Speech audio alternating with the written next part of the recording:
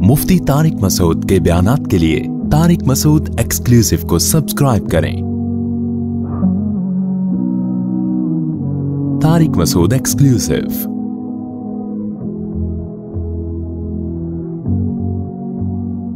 कहत ज़ाहिर है पढ़ना शुरू हुआ और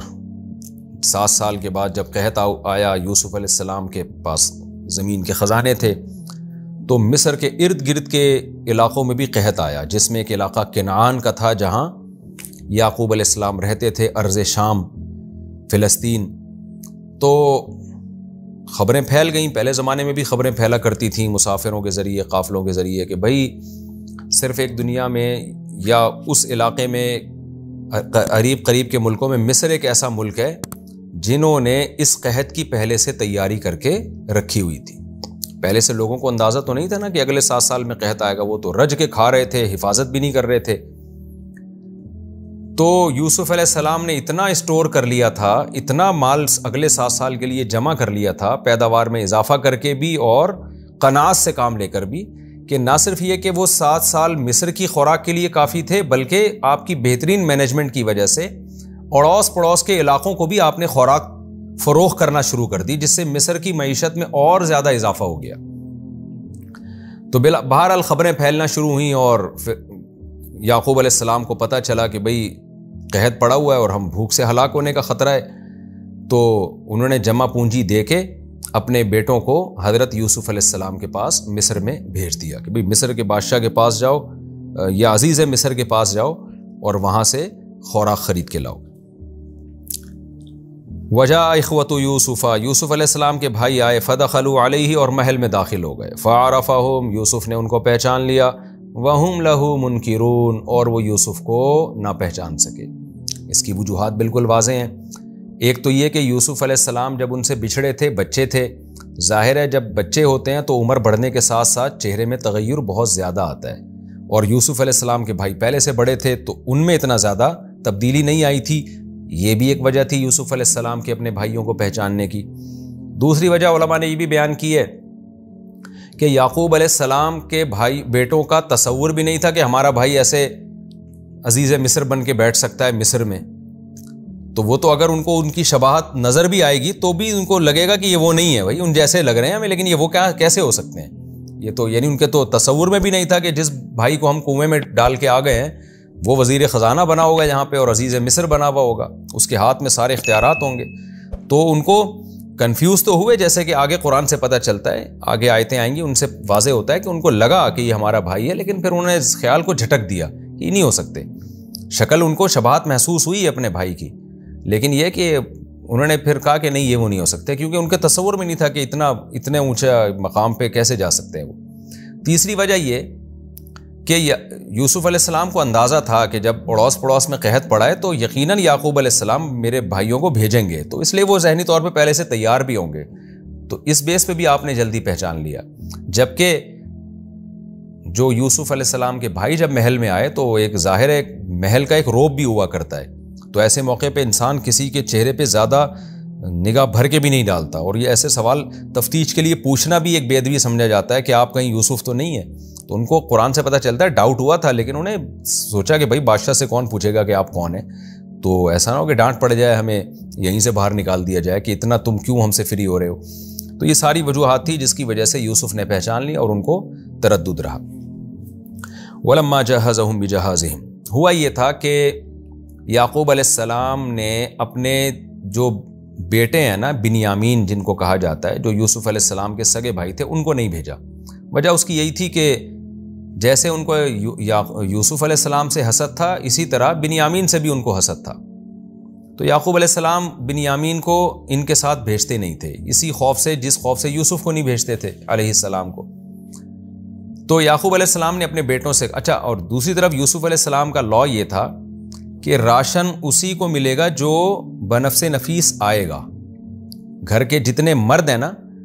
तो जब तक कोई, हाँ औरतों को मुस्तस्ना यकीनन किया होगा, बूढ़ों को मुस्तस्ना किया होगा, लेकिन जब तक घर के सारे मर्द हाजिर नहीं होंगे तो उन मर्दों के हिसाब से मैं राशन दूंगा। ये लॉ बनाया होगा ताकि 2 नंबरी ना करें लोग। पता चला एक आदमी आ रहा है और 20 आदमियों का राशन लेके जा रहा है और घर में 20 अफराद ही नहीं है। तो इस उसूल के मुताबिक यूसुफ अलैहिस्सलाम کا یہ حق تھا کہ وہ بنیامین کا راشن ان کو نہ دیں، لیکن انہوں نے آ کے عذر پیش کیا کہ بھئی وہ جو ہمارا بھائی ہے وہ چونکہ باپ کو بہت زیادہ محبوب ہے اور باپ اس کو ہمارے ساتھ بھیج نہیں سکتا، اور بوڑھا باپ ہے، اس کی خدمت کے لیے بھی کوئی نہیں ہے، تو اس طرح کی باتیں بنائیں انہوں نے، تو تاکہ یوسف علیہ السلام کو یقین آ جائے اور وہ بنیامین کا راشن بھی دے دیں۔ تو یوسف علیہ السلام نے اس دفعہ تو بنیامین کا راشن دے دیا، لیکن یوسف علیہ السلام نے یہ ان کو حکم دیا کہ اگلی دفعہ تم میرے پاس آؤ گے تو میں یہ دیکھنے کے لیے کہ تم نے سچ کہا تھا یا جھوٹ کہا تھا، اگلی دفعہ تمہیں بنیامین کو لازمی لے کر آنا ہے۔ چلو اس دفعہ تو میں تمہاری بات کا اعتبار کر لیتا ہوں، لیکن اگلی دفعہ بھی اگر تم لے کے نہیں آئے، اس کا مطلب تم جھوٹ بول رہے تھے، تو اس جھوٹ کی سزا یہ ملے گی کہ ابھی تو میں نے اضافی راشن دے دیا، اگر تمہارا جھوٹ پکڑا گیا اور تم بھائی کو نہیں لے کر آئے تو تمہارا راشن بھی تمہیں نہیں ملے گا، یعنی اگلے سال یا اگلی دفعہ جب تم آؤ گے تو کچھ بھی نہیں ملے گا، ظاہر ہے پھر تو قحط سے بھوک سے ہلاک ہی ہوں گے اور کیا ہوگا۔ تو یوسف علیہ السلام اس تدبیر سے اپنے بھائی کو بلانا چاہتے تھے۔ یہاں چند اشکالات ہو سکتے ہیں کہ یوسف علیہ السلام نے اپنے ابا کو کیوں نہیں بلوایا، سیدھا سیدھا بتا کیوں نہیں دیا کہ بھائی میں تمہارا بھائی یوسف ہوں، تاکہ ابا جس ٹینشن میں ہیں اس ٹینشن سے تو نکلے نا وہ۔ یعنی ایک سوال تو یہ پیدا ہوتا ہے کہ ابا جس ٹینشن میں تھے ان کو تو اس ٹینشن سے نکالنا فرض ہے۔ جب کوئی گمشدہ بیٹا ملتا ہے تو فوراً جا کے خبر دیتا ہے کہ ابا کو بتا دو بھائی میں آپ کا بیٹا یوسف ہوں، اور ابا کو فوراً لے آؤ تاکہ جدائی کا جو غم ہے وہ تو ختم ہو۔ یہاں ایک سوال تو یہ ہوتا ہے۔ دوسرا یہ ہوتا ہے کہ بنیامین کو بھی بلوا دیا، اور پھر آگے آ رہا ہے ان آیتوں میں کہ ان کو بھی اپنے پاس رکھ لیا، اس سے ابا کا ڈبل غم ہو گیا۔ تو یہ تو صورتاً تو یہ سب چیزیں حرام اور ناجائز ہیں، لیکن یہاں تمام علماء اس پر متفق ہیں کہ یوسف علیہ السلام یہ سب اللہ کے حکم سے کر رہے تھے۔ اللہ چاہتے تھے کہ یعقوب علیہ السلام کو اور زیادہ آزمائیں، یعنی بیٹے کی آزمائش تو ختم ہو گئی ہے، یوسف کی آزمائش تو ختم، اب ان کو تو اللہ نے نواز دیا ہے، لیکن ابا کو جو کامیاب کرنے سے پہلے اور مصر میں لانے سے پہلے اور شاہی پروٹوکول سے پہلے اور بیٹے سے ملانے سے پہلے ان کے صبر کا اور زیادہ امتحان لیا جائے، اور اس امتحان لینے کا طریقہ یہی تھا کہ یوسف علیہ السلام ابھی شو نہ کریں کہ میں تمہارا بھائی ہوں، بلکہ اور بڑی آزمائش میں ڈال دیں کہ بہانے سے اپنے دوسرے بھائی کو بلا کے اس کو بھی اپنے پاس رکھ لیں، اور ابا کہیں کہ دیکھو ایک غم سے میں ابھی نکلا نہیں تھا، دعائیں مانگ رہا تھا اللہ مجھے یوسف سے ملا دے، اللہ نے میرا دوسرا بیٹا بھی رکھ لیا، تو اس سے یعقوب کی آزمائش ہوگی کہ اس موقع پر بھی وہ صبر کریں گے اور ناشکری کا جملہ زبان سے نہیں نکالیں گے۔ تو یہ اللہ کی طرف سے یوسف علیہ السلام کو یہ سب کچھ بتایا گیا تھا تاکہ آزمائش ہو یعقوب علیہ السلام کی اور بھی زیادہ، اور ہمارے لیے پھر اس صورت میں ہمیں اسباق ملے۔ وَلَمَّا جَهَّزَهُمْ بِجَهَازِهِمْ، جب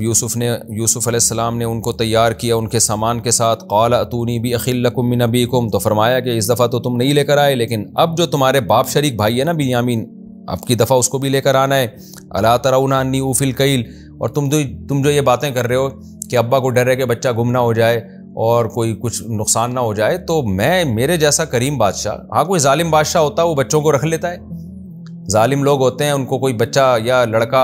کوئی نوجوان اچھا پسند آتا ہے تو اپنی خدمت کے لیے اس کو رکھ لیتے ہیں، ظلم کر لیتے ہیں، تو میں تو ایسا نہیں کر رہا۔ الا ترون، کیا تم دیکھتے نہیں ہو، انی اوفی الکیل، میں کیل بھی بھرپور طریقے سے دے رہا ہوں، ایسا نہیں اس میں ناپ تول میں کمی کر رہا ہوں، وانا خیر المنزلین، اور میزبانوں میں بھی بہت اچھا میزبان ہوں، میں نے تمہارا اکرام بہت کیا ہے۔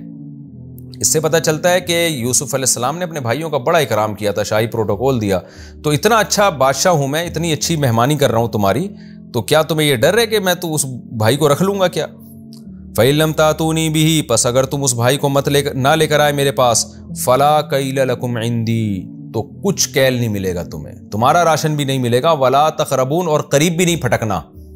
پھر ایسا نہ ہو کہ یہاں آ کے تم باتیں کرنا شروع کر دو، وہ ابا نے یوں کیا تھا تو ایکچولی یہ ہو گیا تھا، تو قریب بھی پھٹکنے کی اجازت نہیں ہے، بات سنوں گا ہی نہیں تمہاری میں۔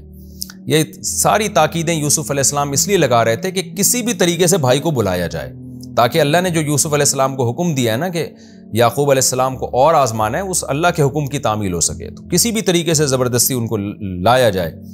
قالوا، جب انہوں نے دیکھا کہ بھئی یہ تو اگلی دفعہ ہم آئے تو ہمارا راشن بھی گیا، تو انہوں نے کہا ٹھیک ہے جی، سنراود عنہ اباہ، ابا تو چھوڑنے کے لیے تیار نہیں ہے، لیکن ابا کو ہم پھسلائیں گے، بہلائیں گے، سمجھائیں گے،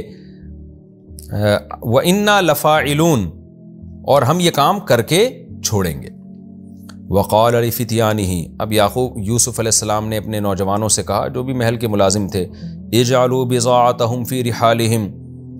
ان کی جو جمع پونجی ہے نا وہ ان کے سامان میں رکھ دو. لعلہم یعرفونہا، شاید کہ یہ لوگ اس کو پہچان لیں. اذا انقلبوا الیہم، یعنی پہچان لیں گے. شاید کا مطلب یہاں وہی یقین ہے کہ اس کا فائدہ یہ ہوگا کہ یہ پہچان لیں گے یار ہماری تو قیمت بھی واپس کر دی گئی، یہ تو بہت ہی اچھا بادشاہ ہے، تو اس کے پاس تو ہم بالکل غیر محفوظ ہیں، بھائی کو بڑے آرام سے لے جا سکتے ہیں، کوئی زیادتی نہیں ہوگی، بھائی پہ قبضہ نہیں ہوگا، کوئی ایسا مسئلہ نہیں ہے. لعلہم یعرفونہا اذا انقلبوا الی اہلہم، جب یہ اپنے گھر لوٹ کر جائیں گے تو اس جمع پونجی کو پہچان لیں گے. لعلہم یرجعون، اسی بیس پہ یہ واپس آئیں گے. تو یعنی یوسف علیہ السلام نے جتنے بھی انتظامات ہو سکتے تھے نا بھائی کو واپس لانے کے، بنیامین کو اپنے محل میں بلانے کے، وہ ساری تدبیریں اختیار کر لیں. دھمکیاں بھی دے دیں اور احسانات بھی کر دیے کہ احسانات کیے، بہترین اکرام اور جمع پونجی واپس کر دی، تو یہ احسانات ہو گئے، اور دھمکی بھی لگا دی کہ بھئی اگر احسان کی وجہ سے نہیں لاتے تو ڈر کے واپس لے آئیں کہ تمہیں کوئی راشن واشن نہیں ملے گا.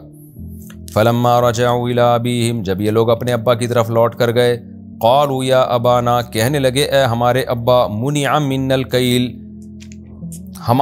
ہم سے کیل کو روک لیا گیا، یعنی آئندہ کے لیے ہم سے کیل کو روک لیا گیا. ابا اس سال تو راشن مل گیا، اگلے سال اگر بارش نہیں ہوئی اور پھر راشن نہیں ملے گا ہمیں. فارسل معنا اخانا، پس آپ ہمارے ساتھ بھیج دیجئے ہمارے بھائی کو، نقتل، تاکہ ہم بھی کیل کریں، پیمانہ استعمال کریں، یعنی راشن لیں. وَإِنَّا لَهُ لَحَافِظُونَ، وہی بات کہی جو یوسف علیہ السلام کے بارے میں کی تھی، ہم اس کی حفاظت کر کے چھوڑیں گے. تو کہنے لگے ہم یقیناً اس کی حفاظت کریں گے، آپ کیوں ڈرتے ہیں ہم سے.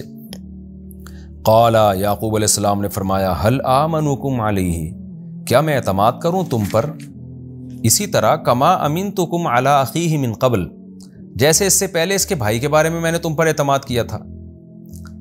یعنی میں اسی طرح دوبارہ اسی طرح اعتماد کروں نا جیسے پہلے اعتماد کیا تھا. فاللہ خیر حافظا، پھر خود پریشان بھی ہوئے کہ اگر نہیں بھیجتا تو پھر تو سرے سے کوئی کیل ہی نہیں ملے گا، کوئی ہمیں راشن ہی نہیں ملے گا، پھر تو ہم قحط سے ہلاک ہو جائیں گے. تو ایک بڑی آزمائش میں پڑ گئے یعقوب علیہ السلام کہ اب بھائی کو بھیجنے میں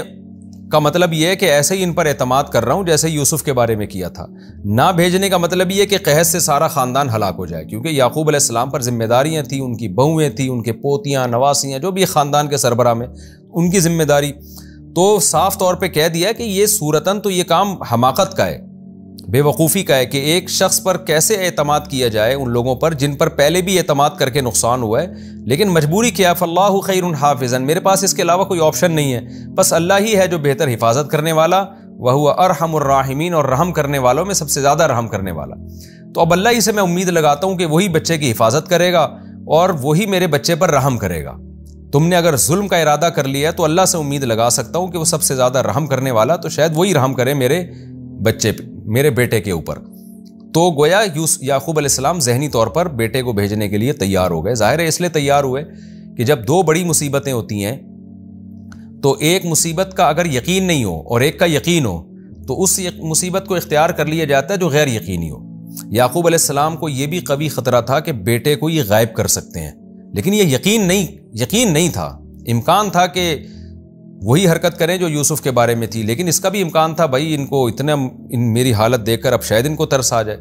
لیکن نہ بھیجنے میں یہ یقین تھا کہ قحط سے ہلاک ہو جائیں گے ہم لوگ، کیونکہ روٹی کے بغیر تو نہیں زندہ رہ سکتے، خوراک کے بغیر تو نہیں رہ سکتے. تو اس لیے اب اللہ پہ توکل کر رہے ہیں کہ میں اللہ ہی حفاظت کرنے والا ہے، میں تم پر تو اعتماد نہیں کر سکتا، لیکن اب اللہ پہ اعتماد کرتا ہوں اور وہی رحم کرنے والا ہے.